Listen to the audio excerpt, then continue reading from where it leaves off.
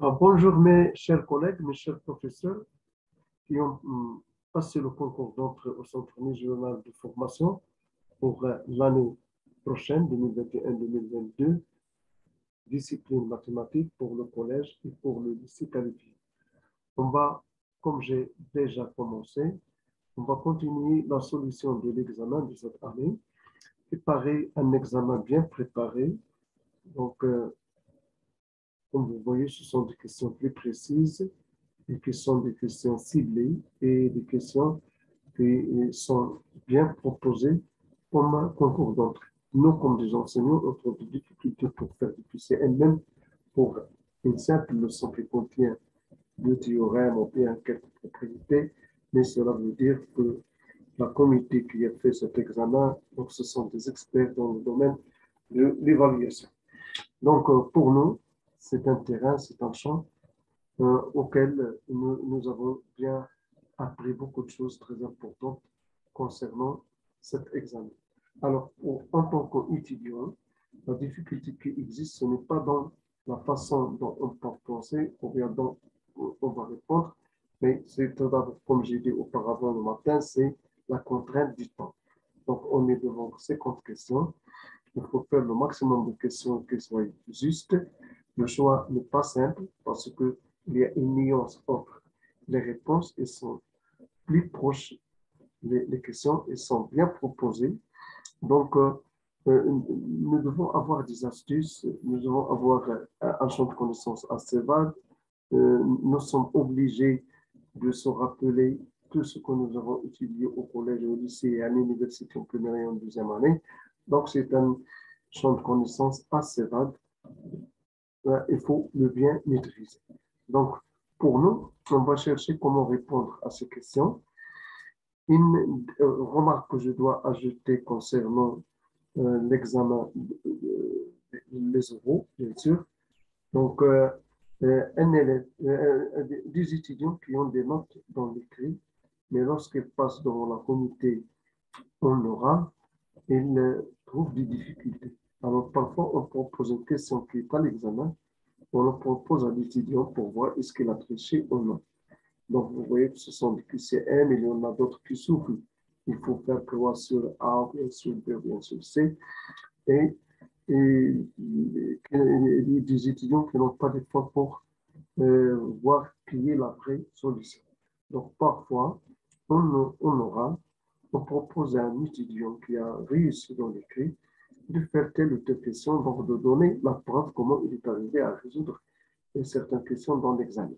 Donc, pour cela, on va faire cette révision, elle est très importante, et on va échanger les connaissances entre nous et les méthodes et les processus pédagogiques qu'on doit suivre. Alors, pour cette question, nous avons Z1, Z2, Z3 sont des nombres complexes, bien sûr, avec le module de Z1 égale le module de Z2 égale le module de Z3 est égal le nombre 1, comme vous voyez. Donc, et on vous donne le module de 1 sur Z1 plus 1 sur Z2 est égal à 1. Donc, nous avons deux conditions. Voilà. Il faut profiter de ces conditions pour déterminer la valeur. La valeur de quoi? De le module de Z1 plus Z2 plus Z3. Donc, ça peut être A, ça peut être B, ça peut être C, ça peut être D. Alors, comment on va procéder? Alors, tout d'abord, on sait, on a bien sûr le module de Z est égal à racine de Z, Z. Ça, c'est une définition. Donc, le module de Z, Z, le module de Z au carré, c'est Z fois Z. On a besoin de cette fois. D'autre part, et n'oubliez pas que le module de Z, c'est aussi le module de Z. Voilà. On va appliquer ces deux propriétés pour résoudre notre question. Alors, comment on va procéder? Quelle est la méthode qu'on va suivre? Eh bien, je dois partir de cette condition. Le module de Z1 plus 1 sur Z2 plus 1 sur Z3. Voilà. Alors, nous avons une relation qui est très importante.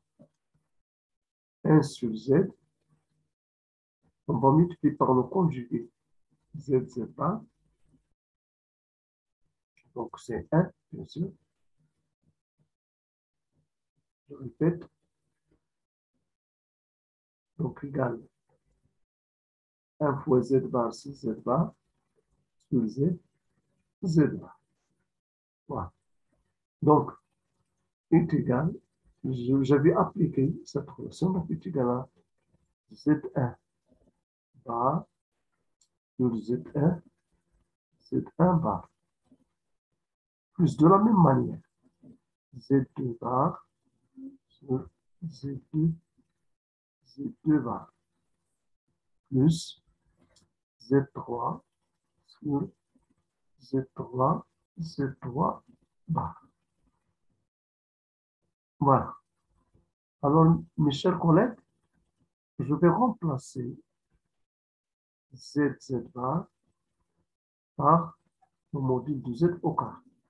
Donc, ça va donner Z bar, Z1 bar sur le module de Z1 au carré plus Z2 bar sur le module de Z2 au carré.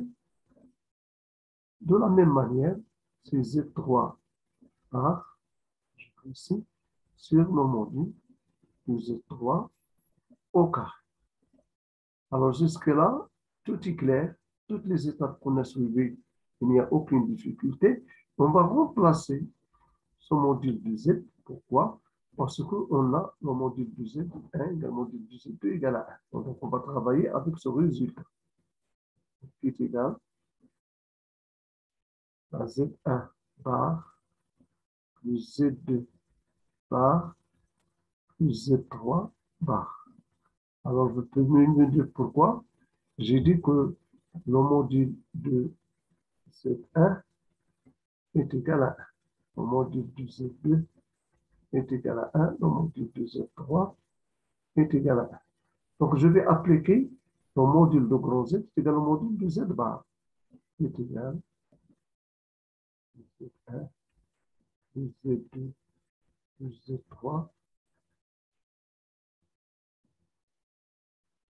bar. Donc, qui est égal au module de Z1 plus Z2 plus Z3. Donc, module de Z1 plus Z3 est égal à 1. Voilà. Vous voyez que ce résultat il est très important. Donc, au module de Z1 plus Z2 plus Z3. Pourquoi? Parce que celui-là est égal à 1. Donc, je prends le résultat. Pour celui-là, 1 est égal. Voilà. Donc, est égal à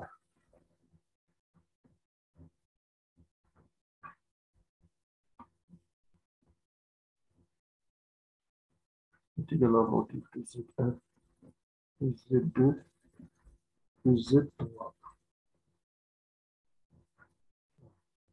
Donc, c'est 1. Alors, quelle est la vraie question? La vraie réponse, c'est B. Voilà. Donc, la vraie réponse, c'est B. Donc, vous voyez qu'on a suivi une méthode plus simple, plus concrète, et on a utilisé toutes les priorités qu'on a étudiées en cours sur le nombre complexe, à savoir le conjugué de Z, C, Z bar, et c'est de la forme A moins IP avec Z égale A plus IP, comme forme algébrique. Le module de Z, c'est racine de Z fois Z bar. Lorsqu'on a élevé au carré, on a trouvé que le module de Z au carré, c'est le Z, Z bar. Et en d'autres termes, nous avons des relations qui sont comparables et explicatives. C'est après que le module de Z, c'est le module de Z bar, c'est le module de moins Z, c'est le module de moins Z bar. Avec ces deux petites propriétés très contrôlables et très ciblées, on est arrivé à répondre à la première question, qui est la question numéro 11, et qui a donné que la valeur qu'on va choisir, c'est B égale à 1. Alors maintenant, mes chers collègues, on va passer à la seconde question. Donc, je dois effacer pour que je puisse faire la seconde question.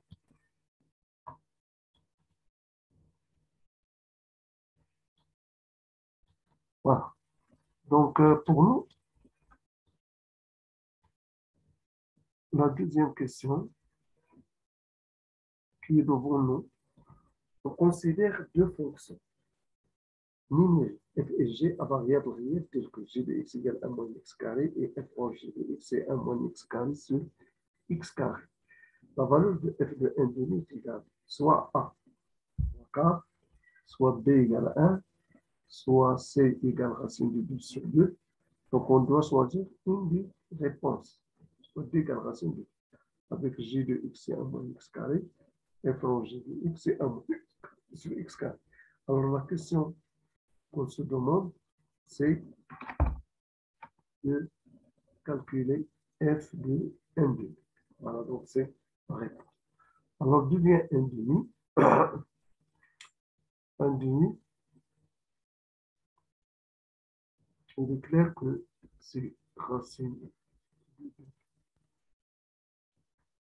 sur 2 lutte au carré.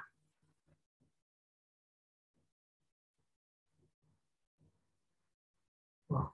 Donc, racine de 2 au carré, c'est 2 sur 4. Alors, pour avoir un demi, on va simplifier. Donc, g de racine de 2 sur 2 est égal à 1 fois racine de 2 sur 2 de tout au carré est égal à 1. 1 demi est égal bien sûr à 1 demi. Voilà. Donc nous, on va calculer f de 1 demi. Alors, f en g de racine de 2 sur 2, c'est f de g de racine de 2 sur 2, c'est f de 1 demi.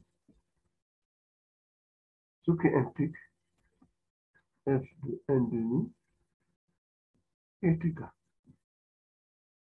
Alors, f en g de racine de 2 sur 2, et je remplace dans l'expression. C'est 1 moins racine de 2 sur 2 au carré sur racine de 2 sur 2 au carré. Donc, ce qui va donner, on a déjà calculé ça, c'est 1 demi sur 1 demi. Plus sur 4, c'est 1 demi, qui est égal à 1. Alors, donc, notre réponse, on a trouvé, donc c'est B. Donc, voilà notre vraie réponse, c'est 1 demi. Donc, on a essayé de répondre à la question 11 et à la question 12. On va passer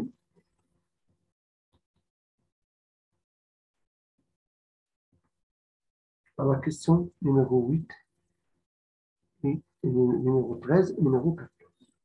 Alors, numéro 13 et numéro 14, mes chers collègues. Donc, pour tout entier naturel n, l'un des trois entiers naturels, vous voyez,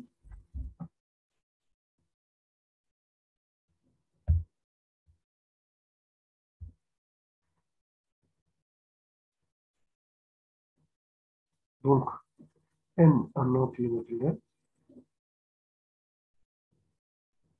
n appartient à n. Alors, l'un des trois nombres n plus 10, n plus 1 est un multiple de 2. Donc, nous savons que A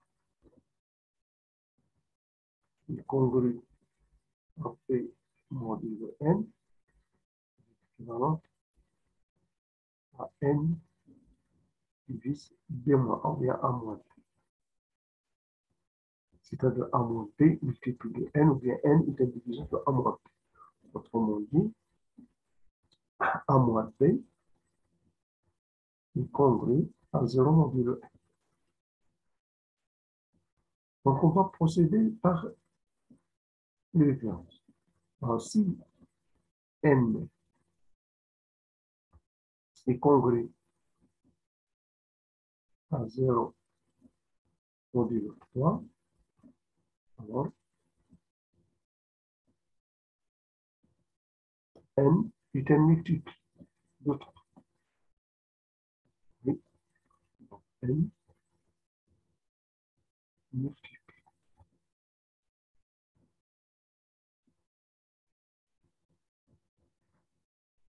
de 3. Si, par contre, si n est congrue à 1 modulo 3, parce que la division euclidienne sur 3, ça peut être 0 ou bien 1 ou bien 2. Donc, c'est ça. Pourquoi j'ai pris 0, pourquoi j'ai pris 1, pourquoi j'ai pris 2. Alors, si n est congrue à 1, on a 20 est congrue à 20 modulo 3. Donc, n plus 20 est congrue à 21 modulo 3 est congrue à 0 modulo 3. Donc, 3 et n plus 20 multiplié. N plus 20 multiplié 3. Donc, on trouve toujours la même réponse. Alors, si n est congrue à 2 modulo 3, je répète, j'ai fait la division de n par 3, la division quotidienne, donc le reste c'est 0, bien 1, bien 2. Alors, pour on a 10 est congrue à 10 modulo 3. Je répète,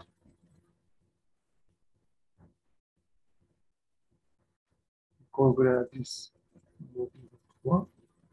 Donc, implique, je fais une propriété de la somme. A est congrue à B modulo n, C est congrue à B modulo n, donc A plus C est congrue à B plus n.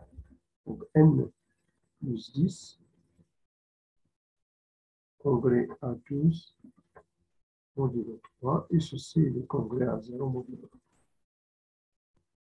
Donc, n plus 10 multiple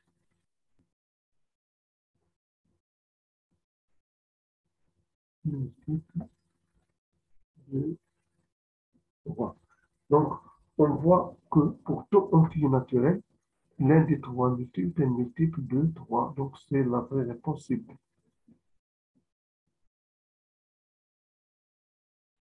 Voilà.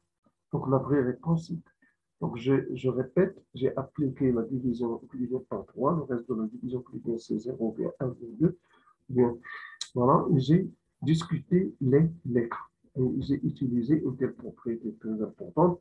A est congrue à B modulo n, C est congrue à P modulo n, donc A plus C est congrue à P plus T modulo n. Donc, voilà la réponse de la première question, mes chers collègues. On va maintenant passer à la 14e question.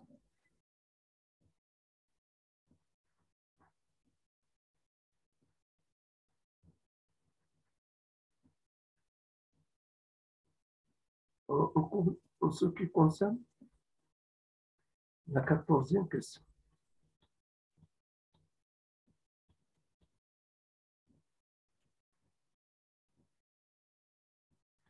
Voilà. Nous avons une matrice carrée de l'ordre 3. Donc, on a 3 lignes, 3 colonnes, et on veut calculer le déterminant de cette matrice. Et les résultats proposés sont A, B, C et D. Donc, on va calculer le déterminant de cette matrice. Alors, le déterminant de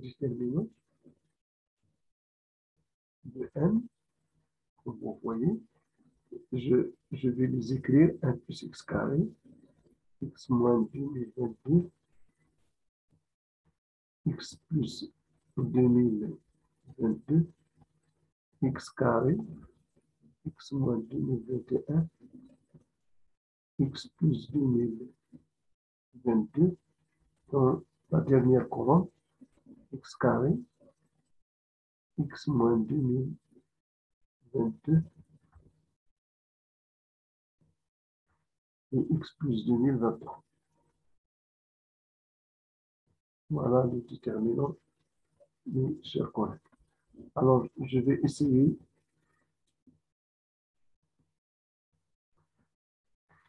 Alors, on va retrancher la première colonne avec la première colonne. Oui, ça va donner, je fais C1 moins C2, donc ça reste 1. X moins X c'est 0, donc c'est moins 2022 plus 2021, c'est moins 1. Et X moins X c'est 0, 2022 moins 2022 c'est 0. Voilà. Je fais la deuxième colonne moins la troisième colonne. Donc, ça va donner x moins x carré, c'est 0. X moins x, c'est 0. Moins 2021 plus 2022, c'est 1.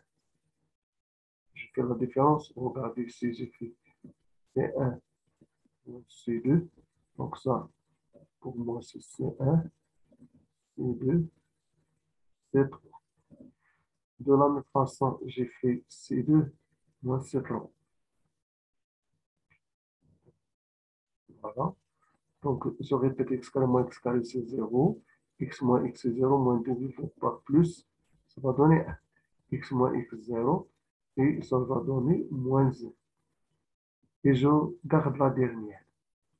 X carré, x moins 2022, x plus 2023. Maintenant, je vais appliquer la résolution du système.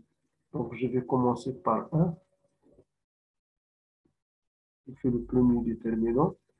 Donc, je vais appliquer la formule de Sarus. Ça reste 1. Je vais écrire avec une autre couleur. 1 moins 1, x moins 2022, x plus 2023. Là, c'est 0. Et donc, c'est plus x carré. Je vais, et ça reste moins 1, 0, 1 moins 1. Alors, ce déterminant, il doit égal moins 1 fois 1, c'est 1, 0, donc c'est x carré.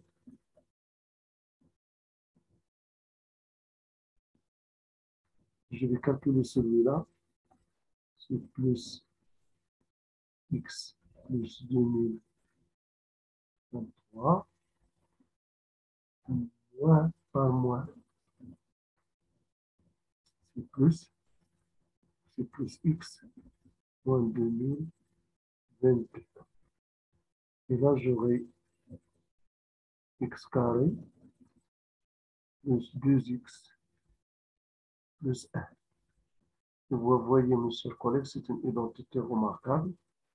X plus 1 tout au carré. Je dois chercher la vraie réponse. C'est C. Voilà donc regardez, j'ai fait C1 moins C2, C2 moins C3. J'ai gardé C3, je n'ai rien fait. C3, je l'ai gardé. Et puis, j'ai utilisé la formule de Sarus pour calculer ce déterminant. Il y a plusieurs façons pour calculer le déterminant de la matrice. C'est très important pour arriver au choix du résultat convenable. Mes collègues, j'espère pour vous une réussite à cet examen et on se rencontre, Inch'Allah, pour l'oral. Donc, n'ayez pas peur. soyez courageux, ayez la confiance en vous-même. Vous êtes toujours les meilleurs. Je vous aime et j'espère pour vous une grande réussite. Nous sommes tous des frères, nous sommes une famille. Notre objectif, c'est d'être enseignant à la hauteur. Merci, on se rencontrera pour faire la résolution de 4 autres questions jusqu'à ce qu'on termine cet examen et on passe à l'examen de didactique. Et ça sera très important pour la nouvelle génération qui va préparer le concours, Inch'Allah, pour les années qui viennent. Encore une fois, merci. C'était avec vous le professeur Imaji Ahmed de mathématiques, professeur collégien et lycée qualifiant. Donc, nous sommes à votre disposition pour n'importe quelle question concernant le système éducatif. Inch'Allah. Merci et au revoir.